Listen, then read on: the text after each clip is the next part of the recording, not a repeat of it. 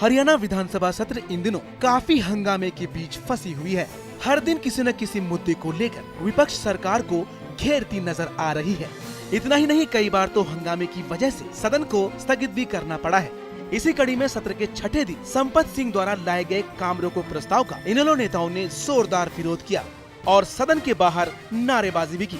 इस बारे में इनेलो का कहना है कि विधानसभा में ये प्रस्ताव पहले दिन लाया जा चुका है और नियम के मुताबिक उसे दोबारा चर्चा के लिए नहीं लाया जा सकता। पहले प्रस्ताव लेकर के उस दिन चर्चा नहीं कराई, उसके बाद दूसरे दिन फिर प्रस्ताव लेकर के फिर उस पर चर्चा नहीं कराई, और फिर आज जब बजट पे चर्चा होनी थी तो फिर दोबारा उसी काम रोको प्रस्ताव को ले आए, जिसको कानूनन रूप से ये लेकर के नहीं आ सकते। इस मामले को लेकर इनेलो प्रदेशाध्यक्ष अशोक अरोड़ा ने सरकार पर आरोप लगाते हुए कहा कि सदन में नियमों को ताक पर रखकर सदन चलाया जा रहा है।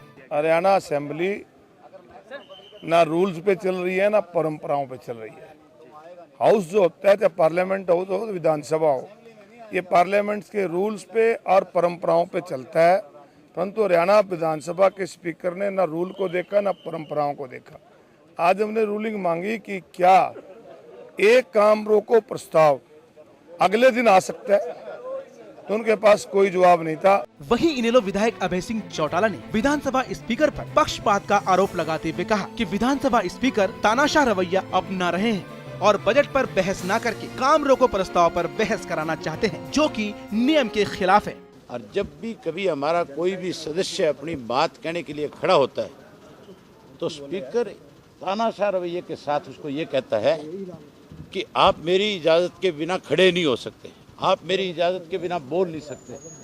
क्या कोई विधानसभा का सदस्य इसलिए चुन करके आता है कि वो अपनी बात कहने के लिए अगर खड़ा होता है तो पहले ठीक है कि स्पीकर से परमिशन लेनी पड़ती है। अगर स्पीकर उसको परमिशन नहीं देगा तो क्या वो अपनी बात नहीं कहेगा? उसके बावजूद आज हमने फिर दोबारा से इन्होंने, क्योंकि ये नहीं चाहते कि हम किसी भी बजट सत्र पे इस बजट पे चर्चा कर सकें, क्योंकि इस बजट में सरकार की पोल खुलती है पूरी तरह से। जिस तरह का इन्होंने बजट दिया है वो बजट लोगों के बीच में इन्होंने एक झूठ का पुलिंदा रखा। ऐसे में जाहिर है कि सरकार और विपक्ष के बीच तनातनी के कारण सदन का कीमती वक्त जाय हो रहा है। सत्ता पक्ष और विपक्ष दोनों को इसका खास ध्यान रखना चाहिए। जनता के लिए चंडीगढ़ से गुरमिंदर सिंह रिपोर्ट।